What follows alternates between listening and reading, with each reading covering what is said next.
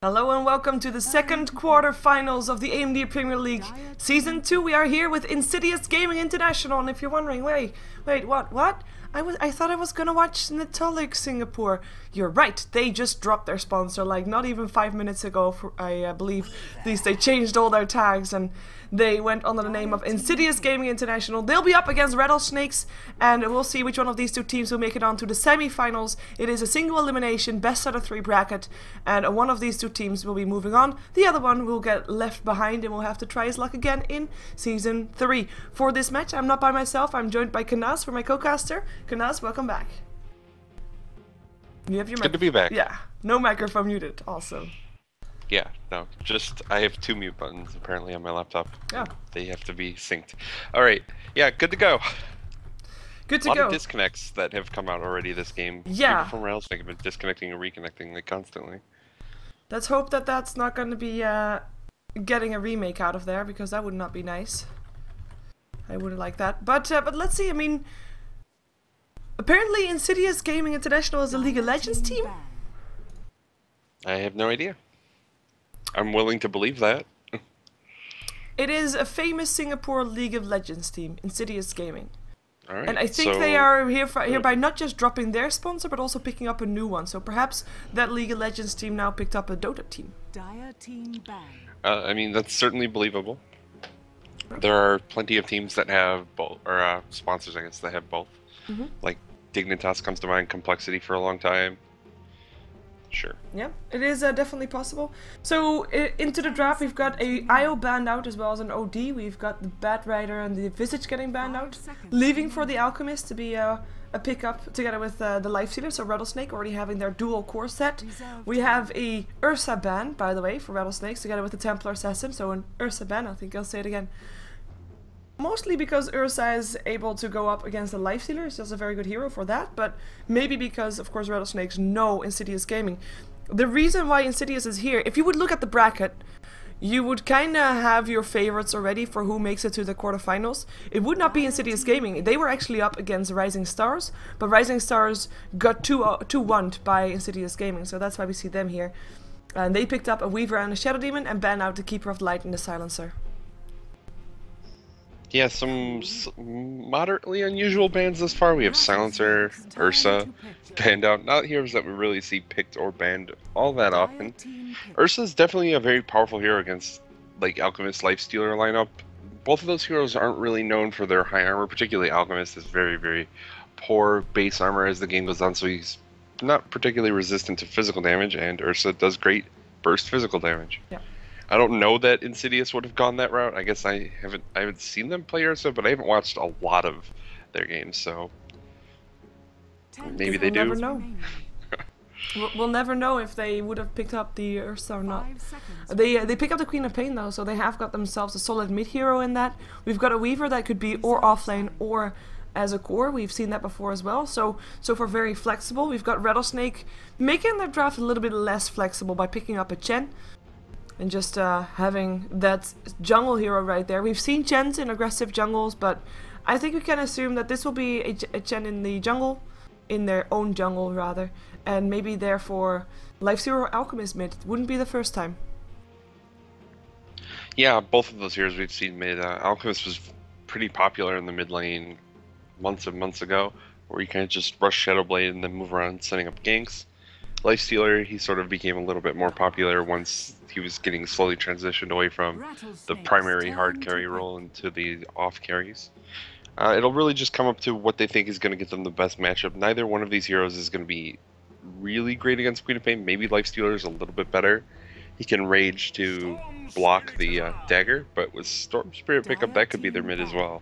Yeah, and then you would look at Lifestealer maybe on the off lane, and maybe still an aggressive jungle with the Chen there, if you really want to have all the farm in the world for your 2 cores. But with the Storm Spirit, that will be a matchup for the Queen of Pain. I think whoever gets Orchid first is going to be getting ahead there, so winning the lane, or at least not losing the lane, is very important, and that's where supports come to play. So far, Insidious Gaming has got only the Shadow Demon as support. They have 3 cores, and Shadow Demon alone, if you combine them up with a Leshrac or Lina or a Jakiro even, and even though Jakiro is not really the most favorite one for that, that's a very good ganking lineup. You can gank that Storm Spirit, and before his level 6, he can't really do anything, and he will die. So I think I like Insidious lineup so far a little bit more, but it really depends how much aggression Rattlesnakes also can turn on to Insidious, because Chen can rotate, can also gank if he gets an early good creep. Really depend what kind of support they want to pick up together with their Chen. However, I mean, in theory, we've seen Alchemist supports before, so who knows? Perhaps that's going to be one of the options that Rattlesnake goes for, but I'm not really expecting it this game. Yeah, support Alchemist is not outside the realm of possibility. It's just not particularly likely, and it's really one of the less efficient roles. If you're kind of a support Alchemist, you have one skill that effectively does nothing in the form of that Grievous Greed, because you're not going to really be getting any farm.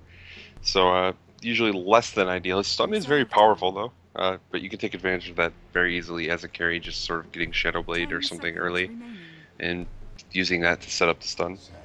Yeah. Senking, last pickup from Insidious, also a somewhat unusual and an immediate Crystal Maiden.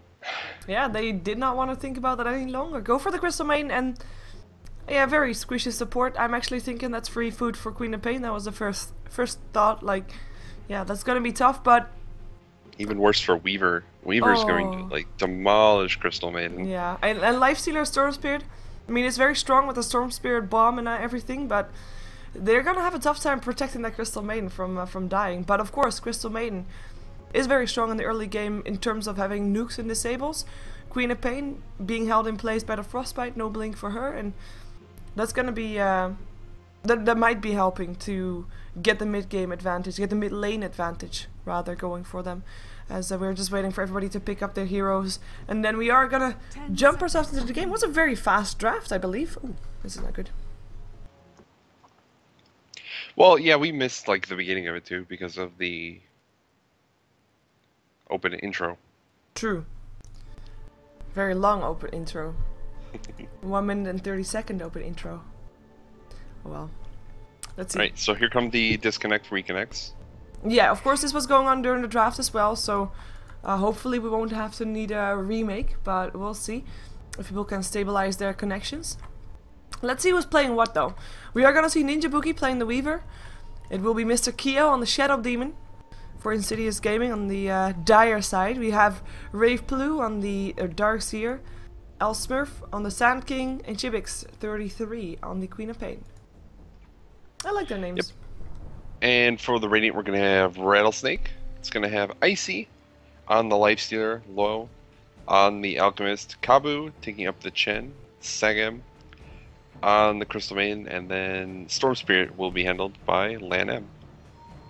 Yep, as everybody comes back, just waiting for the Alchemist to actually reconnect back in. Luo is the last one that we need before we can start this. And before we can actually see how the lanes are gonna work out, because that's kind of up for grabs for Rattlesnake. I mean, we've seen Luo mid before, but what are you gonna place on the offlane? Yeah, it's kind of hard to say exactly how they're going to want to run these lanes. I'm kind of expecting to see Storm Spirit in the mid lane. Yeah. With maybe Alchemist safe lane farming, Lifestealer in the off lane, Kabu jungling, and then it's just wherever Sag is going to go to try and help the lane. Looking at what Insidious have going, I'm going to have to remember that they're Insidious now. I'll get it after a couple times. Mm-hmm. They could run a very easily offensive tri-lane if they wanted to with these kinds of heroes. I don't know if they'll necessarily go that route. We've seen it before with a Darkseer and aggressive tri-lane. Just leave that Weaver on the safe lane, and then have these two supports. Maybe on the aggressive tri-lane, if you don't think you can make it work out, you roam, you go for kills mid, and they definitely have a lineup. I mean, Weaver, Queen of Pain, and Darkseer, 3 heroes that can fend for themselves just fine. Yeah, I think it's somewhat strange that they have this Crystal Maiden pick. Crystal Maiden's not really going to make a difference if they are defensively tri-lane these heroes against the Alchemist lane. Chen, he can try his best to help, but he's not going to have a lot of success. And obviously, Crystal Maiden has like good, pretty strong disable in turn of Frostbite. Crystal Nova is a good slow, but she can't really spam those spells up. Oh, sorry.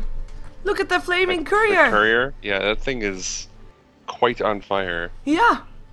I thought there was a bug with my thing, but no, he is just really flamey. Sorry. Oh yeah, it's on fire. I saw it too. I was like, what is that? Oh, it's like the thing that becomes the butterfly or whatever.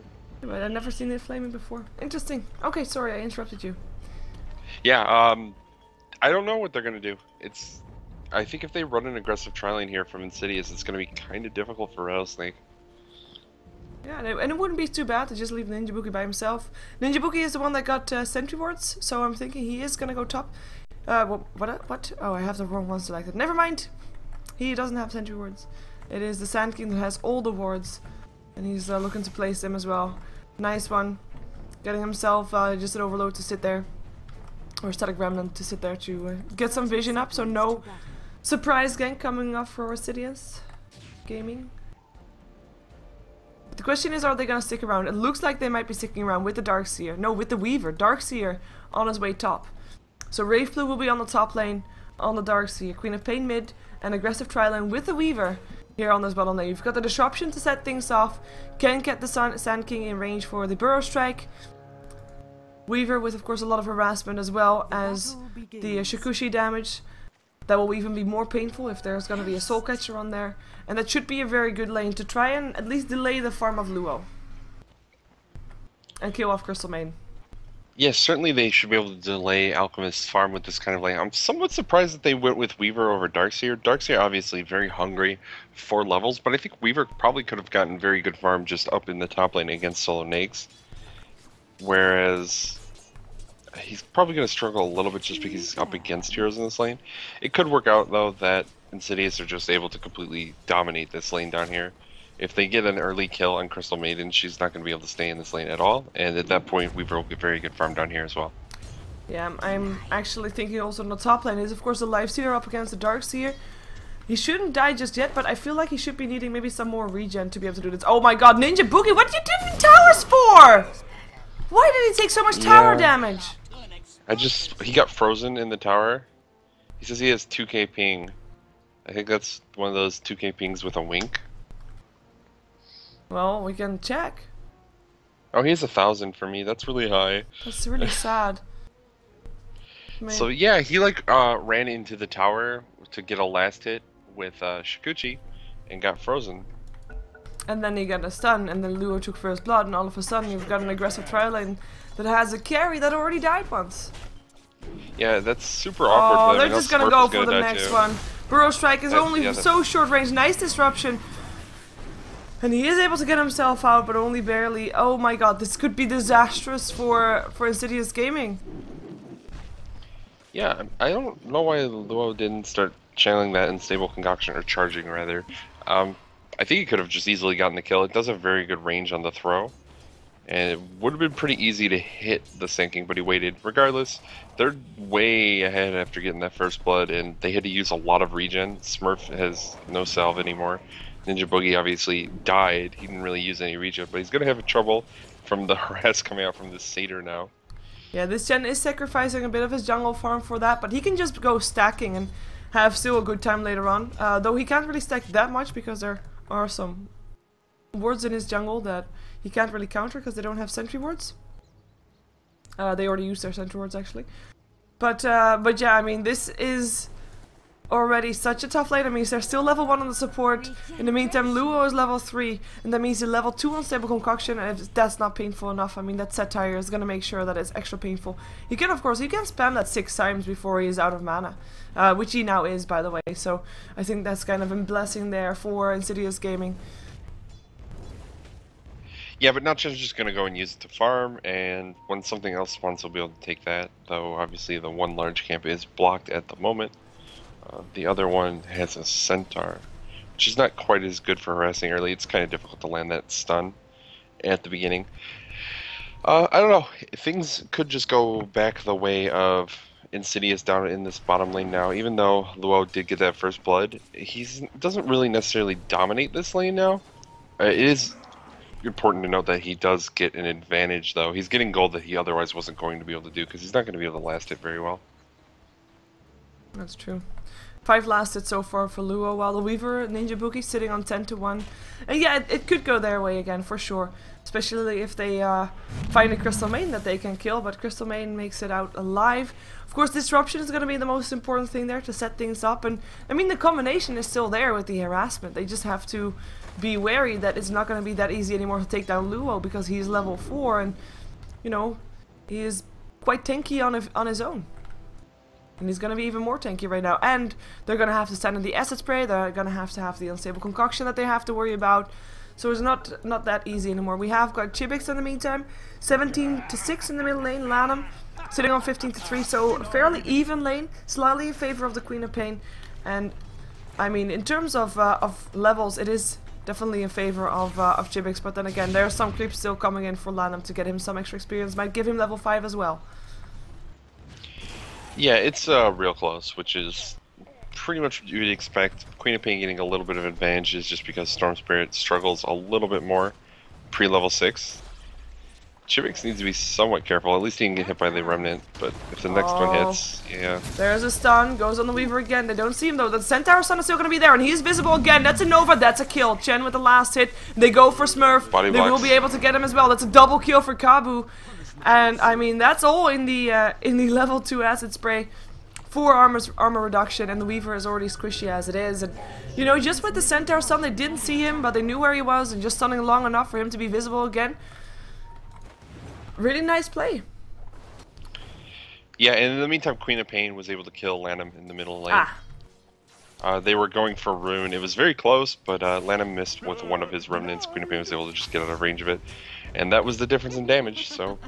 Yeah, they get a kill in mid lane, which is helpful because that tri-lane versus tri-lane is not going the way of Insidious at the moment. Yeah, and if they then also would lose the mid lane, that would mean that they don't really have any means of really keeping themselves in the game, of really stopping Rattlesnake from pushing in, to be fair. So we're gonna see at least a bit more of an even mid game, I would say. Maybe even Queen of Pain dominating. It really depends on their item choices and how much gold they're getting up and how much kills they actually can make happen.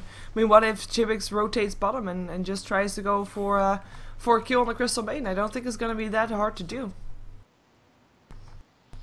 Yeah, it's not going to be difficult to kill Crystal Maiden with a Queen of Pain. You just have way too much burst damage for a low-level Crystal Maiden to deal with. I don't know if they can really afford to just like ignore Storm Spirit in the mid lane though by moving Queen of Pain around. Darkseer, one hit. Is it? Oh, the surge away just in time. And Icy not getting the kill. It was close though. Icy is actually doing really well here on the top lane. He is outlast hitting the Darkseer, who's on 24 last hits, and Icy sitting on 37. Yep, Lifestealer with Quelling Blade Phase Boots will do that to a lane. He does a lot of damage to creeps. Trying not to get harassed down by the orbs though. Oh, Crystal Maiden, he goes for Frostbite. Nice disruption. Burst comes in on Luo. Sagis, can he turn around? Yes, he can. Test of Faith will put Kabu on a killing spree. They are able to take down Smurf as well. That's a double kill. Satire, MVP. Can he get a triple? No, he cannot, because it's Crystal Maiden that takes the kill. But still, tri-lane wipe. There's going to be another set of kills going the way of Rattlesnake. And I mean, that's extra painful. Yeah, it's definitely less than ideal to get killed that many times. That's 6 kills. I think all of the kills are down there, right? 6? Yeah, no, they are. Yeah, all 6 kills for Rattlesnake have taken place in this bottom lane now, which means that's going pretty well in their favor at this point. Storm Spirit is tied with Queen of Pain in terms of farm. He did die, so he's a little bit behind, but it's not like completely out of control. And obviously top lane, Icy's getting an advantage. It's just kind of hard to outlast hit a Lifestealer as Darkseer. You rely on the Ion Shell for getting a lot of your last hits, but that doesn't help you with denying at all. So things are looking pretty dang good for Rattlesnake just this early in the game. And if Insidious don't make something happen, I think Rattlesnake's pressure in the mid game is also going to be way too much to be able to handle with like Nake's Storm Bombs. Yeah. And Alchemist can also just be a very powerful hero in the mid game if you don't go Battle Fury. And he went Medallion, so... Roshan soon? It's possible they could go for something like Roshan, or this could just be they want to stack minus armor to be really powerful in this lane. Yeah, in the meantime, Luo is looking for something, but he is standing right next to a Dire Ward, so doubt he'll find anything. And yeah, one thing you already mentioned just now, I mean, we've got, of course, a Storm Spirit with the Lifestealer Bomb as, wait a second, that's gonna be Queen of Pain Wow. dead. Nicely done. Nicely aimed. They went for the harassment earlier with the Crystal Maiden. And in the meantime, on the bottom lane, it's also gonna be another kill going away with the Chen, I think. There we go. That's a 5th kill that Kabu has. And he is 5-0 to 1. Yeah, this Chen has a lot of kills. Yep. Just like his creeps have been getting so many kills in these acid sprays because they the minus armor. Ninja Boogie's gonna get stunned. Oh my god, look at... Like... Okay, that's the acid spray, they will take it down! That minus armor is just insane. In comes Lanham, down goes Smurf. Sonic Wave comes in from the side though. That's gonna be Luo. Almost dead. He does go down. Vortex up on Chibi. He's able to blink himself away. Question is, where is he gonna blink to? Hand of God helping out. Disruption gonna keep actually the Storm a little bit longer alive, so it worked out for him. He will run into a Scream of the Queen of Pain though, so that's 2 kills going the way of Insidious Gaming. And that's the needed kills, because you just saw the combination why he picked up that medallion. Did you see the Weaver melt? Yeah, the stun almost killed him. Yeah. Which is not what you want to see when you're playing a Weaver who's just a naturally very, very squishy carry hero. You rely on like trickiness with Shikuchi with time lapse to survive, and you can't really rely on that if you're just taking 600 damage from his stun.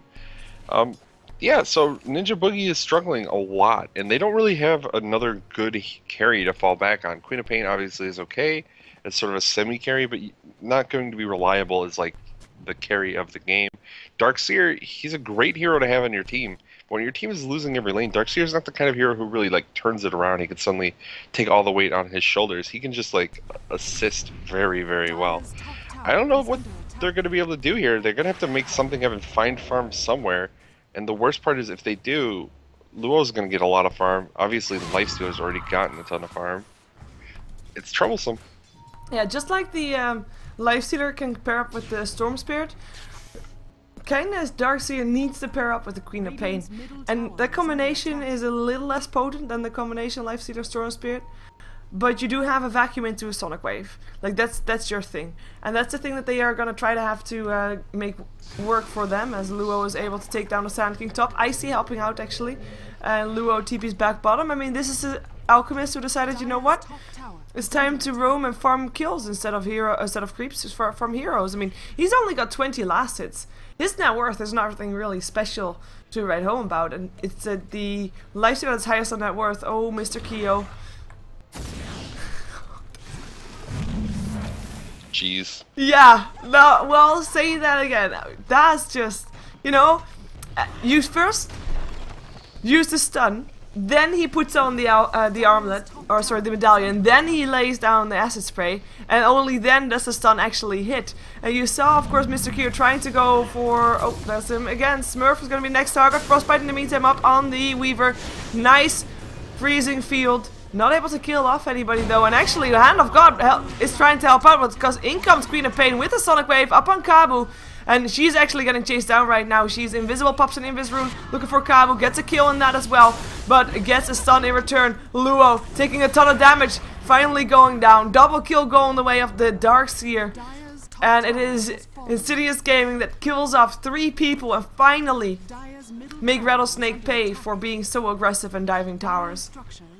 Yeah, but they lose the tower top. Lanham's doing some damage to the mid tower, and those heroes farming the Storm Spirit, the Lifestealer, is also kind of problematic, especially since Alchemist is obviously not going the super hard farming carry build.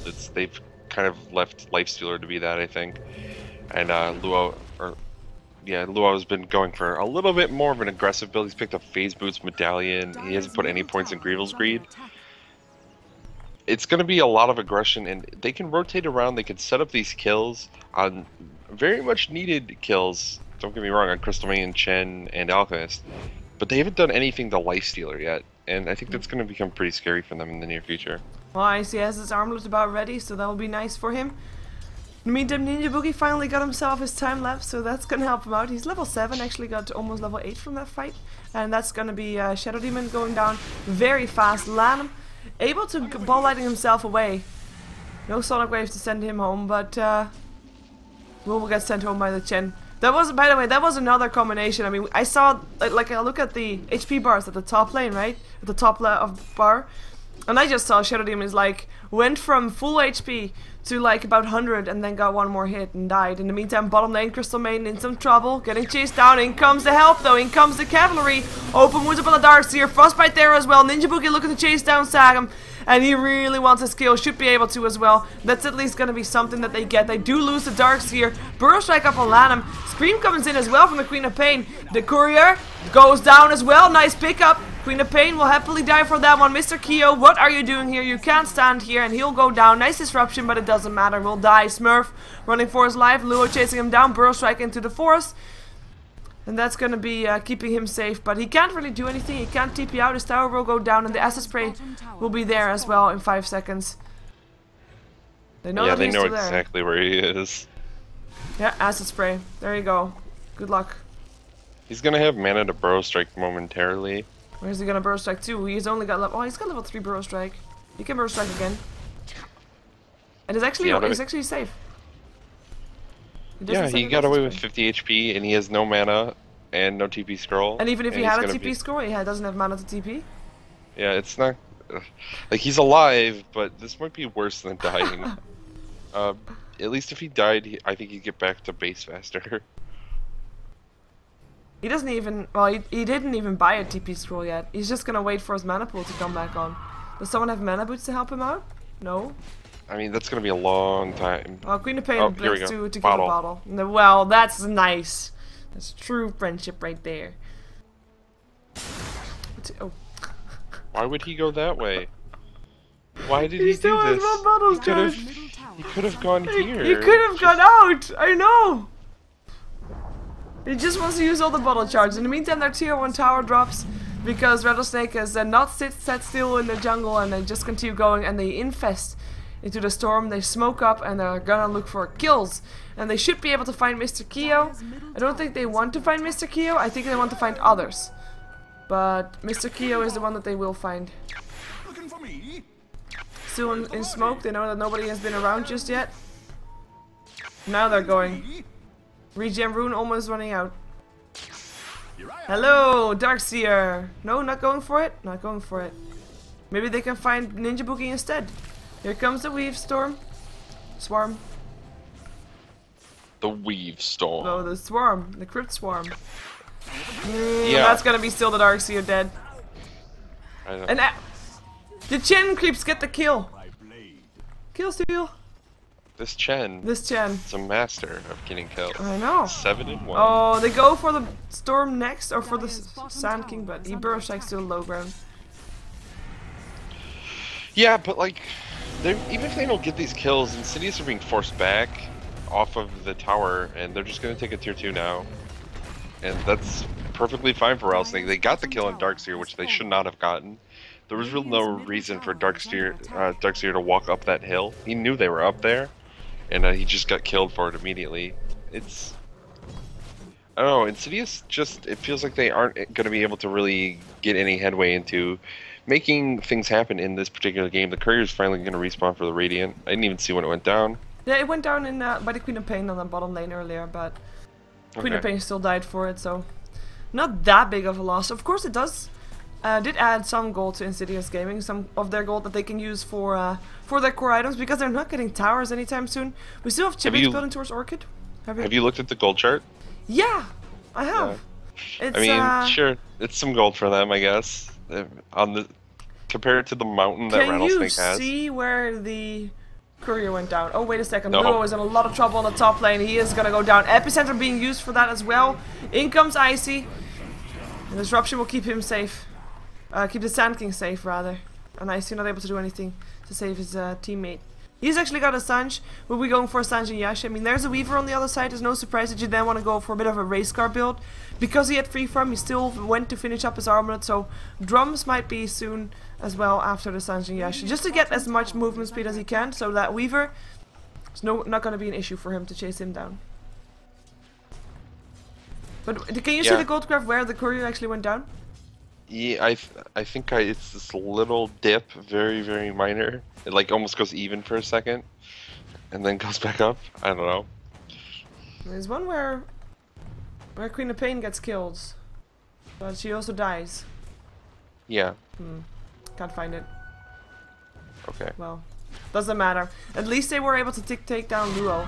And that's a good target to have. I mean, he's building towards the BKB. He's going to be delayed a little bit because of it. It's not like Rattlesnake is losing any of their pressure though. They're keeping their control, keeping the pressure on. They still have 2 tier 2 towers to take down before they can think about going high ground. And in the meantime, Shibix is just trying to keep the flow going. He finds Kabu. Level 12 Queen of Pain finding a level 9 Chen. First checking, are there any more people around? Nope. Now there are though. Now Icy is around and now he can't go anymore. And do they have any detection is the question. I don't think they do. Like not, no gem. Yeah, and they're not just going to have like a sentry ward. They're expecting to see invisible double damage Queen of Pain walking around. They should have detection in general for the Weaver. Yeah, they have on the Crystal Main in form of sentry wards. Yeah. Well, they're just going to continue sieging these towers, and then Insidious have to decide where they want to take the fights. They're standing around in the mid lane like they want to go for it. Sanjin Yasha finished by Lifestealer now.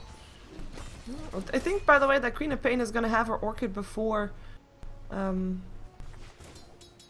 storm. That will be a really good thing to have. It's close. But Land yeah, I mean, they're real close. Queen of Pain has spent a little bit more time farming than Storm Spirit has. Just a little bit, and I think has had some more success in kills. Yeah, just barely.